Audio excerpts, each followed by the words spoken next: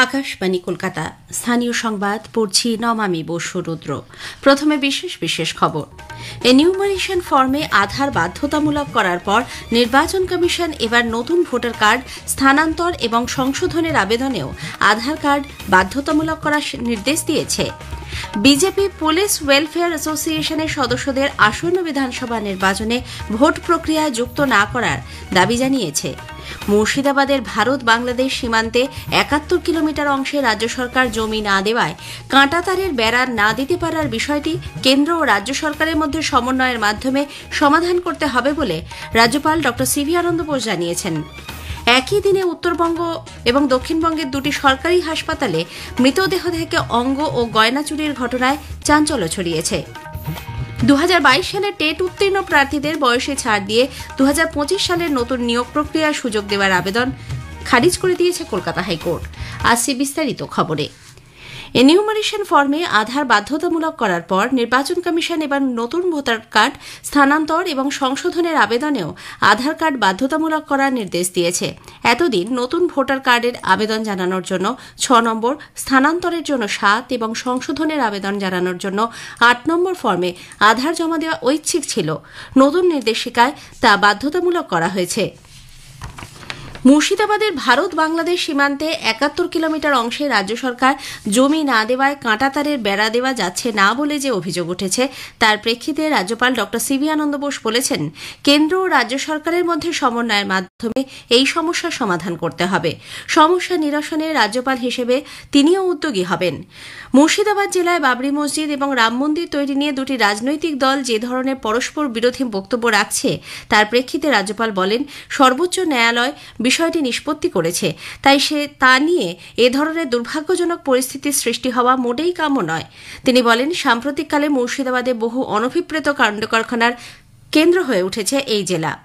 Murshidabad has become a center of many unwarranted developments which follows a pattern. A few months back, I visited a place in the context of violence.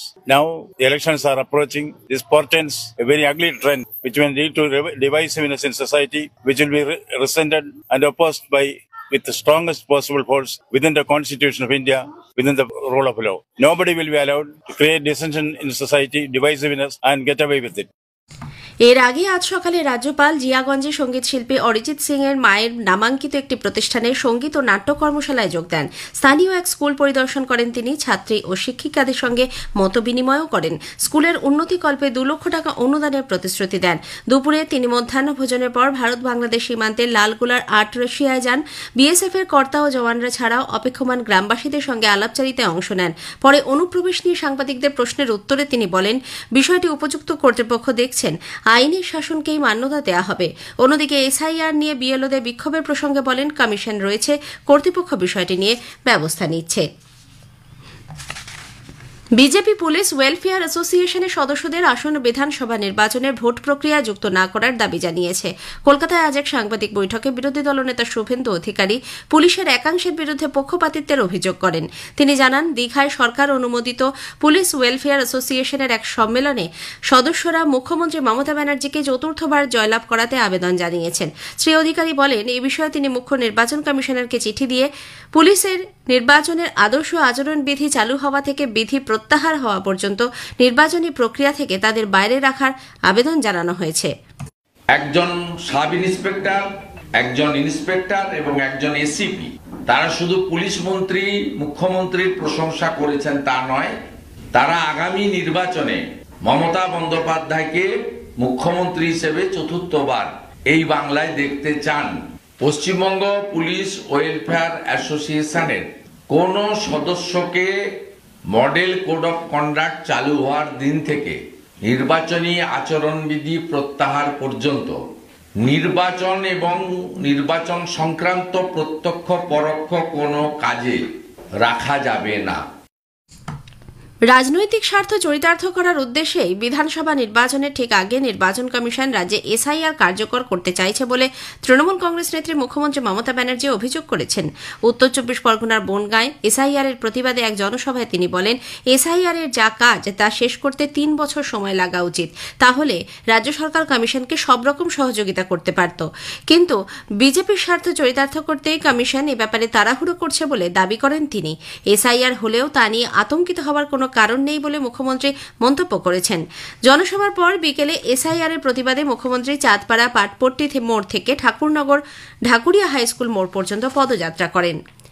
5 জনের পরিবর্তে দলের 10 জন সাংসদ আগামী শুক্রবার নতুন দিল্লিতে জাতীয় নির্বাচন কমিশনের দপ্তরে যাবেন বলে জানিয়ে তৃণমূল কংগ্রেস নির্বাচন কমিশনকে চিঠি দিয়েছে। এ ব্যাপারে সাংসদদের নামের তালিকাও চিঠিতে পাঠানো হয়েছে। আজ বিকেলে মুখ্য নির্বাচন কমিশনার জ্ঞানেশ কুমারকে লেখা সাংসদ ডেরেক ওব্রায়ানের চিঠিতে তিনি নিজে ছাড়াও সাংসদ শতাব্দী রায়, কল্যাণ বন্দ্যোপাধ্যায়, দোলা সেন, প্রতিমা মণ্ডল, সাজদা আহমেদ, মমতাবালা ঠাকুর, মহুয়া মৈত্র, সাকিত গোখেল, প্রকাশ চিকবড়াইক যাবেন বলে উল্লেখ করেছেন। এর আগে রাজনৈতিক দলগুলির সঙ্গে সম্পর্ক দৃঢ় করার লক্ষ্যে নির্বাচন কমিশন যে উদ্যোগ নিয়েছে তারই অঙ্গ হিসেবে তৃণমূল কংগ্রেসের 5 সদস্যের এক প্রতিনিধি দলকে 28শে নভেম্বর শুক্রবার সকাল 11টায় বৈঠকের সময় দেয় কমিশন। সচিবালয়ের পক্ষ থেকে জানানো হয়, তৃণমূল কংগ্রেসের রাজ্যসভার সাংসদ ডেরেক ওব্রায়ান নির্বাচন কমিশনের আধিকারিকদের সঙ্গে যে বৈঠকের আবেদন জানিয়েছিলেন তার প্রেক্ষিতেই ওই সময় দেওয়া হয়েছে। আকাশবাণী কলকাতা 10টি জেলার জন্য চুক্তির ভিত্তিতে আংশিক সময়ের সাংবাদিক নিয়োগ করবে। জেলাগুলি হল বীরভূম, আলিপুরদুয়ার, পশ্চিম বর্ধমান, দার্জিলিং, দক্ষিণ দিনাজপুর, ঝাড়গ্রাম, কালিম্পং, হুগলি, পূর্ব মেদিনীপুর এবং কলকাতা। এ সংক্রান্ত যাবতীয় তথ্য www.newsonair.gov.in এ পাওয়া যাবে। আবেদন জানানোর শেষ তারিখ 15ই ডিসেম্বর। স্থানীয় সংবাদ শুনছেন আকাশবাণী কলকাতা কেন্দ্র থেকে। একই দিনে দক্ষিণবঙ্গ ও উত্তরবঙ্গে 2টি সরকারি হাসপাতালে মৃতদেহ থেকে অঙ্গ ও গয়না চুরির ঘটনায় চাঞ্চল্য ছড়িয়েছে। উত্তর 24 পরগনার বারাসাত মেডিকেল কলেজের মর্গে মৃতদেহে চোখ চুরির অভিযোগকে ঘিরে আজ সন্ধ্যায় তীব্র উত্তেজনা ছড়ায়। ঘটনা প্রকাশ্যে আসতেই মৃতের পরিবার যশোর রোড অবরোধ করে বিক্ষোভ দেখাতে শুরু করে। সে সময় মুখ্যমন্ত্রী মমতা ব্যানার্জির কনভয় ওই রাস্তায় চলে আসলে মুখ্যমন্ত্রীর গাড়ি ঘিরে শুরু হয় বিক্ষোভ। পরিবারের অভিযোগ, 34 বছর বয়সী প্রীতম ঘোষের মৃত্যুর পর সংরক্ষণের জন্য ওই হাসপাতালের মর্গে দেহটি রাখা হয়েছিল। পরে তারা দেখতে পান মৃত ব্যক্তির চোখ নেই। ব্যবসার জন্যই মর্গের ভেতরে চোখ চুরি করা হয়েছে বলে পরিবারের দাবি। আমার ভাইয়ের কালকে সকাল 6:30 নাগাদ অ্যাক্সিডেন্ট হয়। অ্যাক্সিডেন্ট হওয়ার পর আমরা ওকে বারাসাত হসপিটালে নিয়ে আসতে রাস্তাতে এমার্জেন্সিতে ঢোকাতে গিয়েই ও এক্সপায়ার করে দেয়। তখন ওর চোখ তাকিয়েছিল, পুরো চোখ দুটো। আজকে আমরা সমস্ত কিছু ঠিকঠাক করে যখন মর্গে এসেছি, দেহ যখন আমাদের কাছে দিয়ে আমরা যখন নিতে যাবো তখন দেখি আমার ভাইয়ের একটা চোখ নেই। আমার ভাইয়ের চোখটা কোথায়? আমরা শাস্তি চাই। আমার ভাইয়ের 2টো চোখই ছিল, তার মধ্যে একটা চোখ কোথায় গেল আমার ভাইয়ের? এখানে ব্যবসা চলছে। এদিকে পরিস্থিতি শান্ত করতে মুখ্যমন্ত্রী পরিবারের সদস্যদের সঙ্গে কথাও বলেন। ক্ষতিপূরণ ডিএমএর যেটা আছে, ক্ষতিপূরণটা আমার সাথে কথা বলে নেবে, কিভাবে করবে, হেলথ ডিপার্টমেন্টের সাথে কথা বলে নেবে। আর চাকরিটা আমি আমার নিজের কোথা থেকে করে নেবো, কালকের মধ্যে পৌঁছে দেবো। আর তোমরা দেখো এই ধরনের কাজ যেন না হয়। যারা করেছে তাদের সাসপেন্ড করবে, এনকোয়ারি করে দেখো। এটা তো ঠিক নয়। বাড়ির লোকের যখন কমপ্লেন করছে তখন নিশ্চয়ই ঘটেছে, দেখে নাও। অন্যায় করে থাকলে অন্যায়ের বিচার হবে। অন্যদিকে Jalpaiguri medical college super speciality হাসপাতালে মৃতের শরীর থেকে লক্ষাধিক টাকার গহনা চুরি হয়েছে বলে পরিবারের দাবি। গয়না ফেরত না পাওয়া পর্যন্ত মৃতদেহ নিতে অস্বীকার করেছেন তারা। 2022 সালে টেট উত্তীর্ণদের বয়সে ছাড় দিয়ে 2025 সালের নতুন নিয়োগ প্রক্রিয়ার সুযোগ দেওয়ার আবেদন কলকাতা হাইকোর্ট খারিজ করেছে। বিচারপতি বিশ্বজিৎ বসু বয়সীমা ছাড় দিয়ে নিয়োগ প্রক্রিয়ায় অংশগ্রহণে সম্মতি দেননি। গোয়া আন্তর্জাতিক 56তম চলচ্চিত্র উৎসবে ইফির আজ 6ষ্ঠ দিন। দেশ বিদেশের নানা ছবির পাশাপাশি এই চলচ্চিত্র উৎসবে চলছে একাধিক বাংলা সিনেমাও। একটি প্রতিবেদন।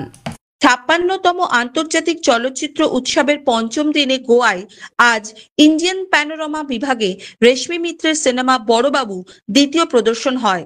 আগামীকাল 6ষ্ঠ দিনের সকালে ইন্ডিয়ান প্যানোরামা বিভাগেই সৌকর্য ঘোষালের পক্ষীরাজের ডিম সিনেমাটির দ্বিতীয় প্রদর্শন রয়েছে। অন্যদিকে সেরা পরিচালক বিভাগে রামকমল মুখার্জির বিনোদিনী একটি নটির উপাখ্যান সিনেমাটির প্রদর্শনও রয়েছে। আকাশবাণীকে এক বিশেষ সাক্ষাৎকারে রামকমল মুখার্জি জানান, বিনোদিনী দাসীকে নিয়ে আমি ছবিটা এই জন্য করেছি কারণ আমার মনে হয়েছে যে কোথাও গিয়ে নটি বিনোদিনীর ওপর সেইভাবে এই সময় বা এই কালে ওনার ওপর খুব একটা কাজ করা হয়নি। আর ওনার অবদান উনি অভিনেত্রী হিসেবে শুধু নন, উনি একজন সমাজ সেবিকা হিসেবেও যথেষ্ট বাঙালি দর্শকদের কাছে একটা নতুন ভাবে তুলে ধরা তার জীবনটা, সেটা আমার কাছে একটা এক্সাইটিং ফ্যাক্টর ছিল। কাশফিন নাহার, আকাশবাণী সংবাদ, কলকাতা। শেষ করার আগে স্থানীয় সংবাদে বিশেষ কিছু অংশ আরও একবার। নির্বাচন কমিশন নতুন ভোটার কার্ড স্থানান্তর এবং সংশোধনের আবেদনে আধার কার্ড বাধ্যতামূলক করেছে। একই দিনে দক্ষিণবঙ্গ ও উত্তরবঙ্গে দুটি সরকারি হাসপাতালে মৃতদেহ থেকে অঙ্গ ও গয়না চুরির ঘটনায় চাঞ্চল্য ছড়িয়েছে। স্থানীয় সংবাদ শেষ হলো, এরপর খেলার খবর 8টা বেজে 10 মিনিটে।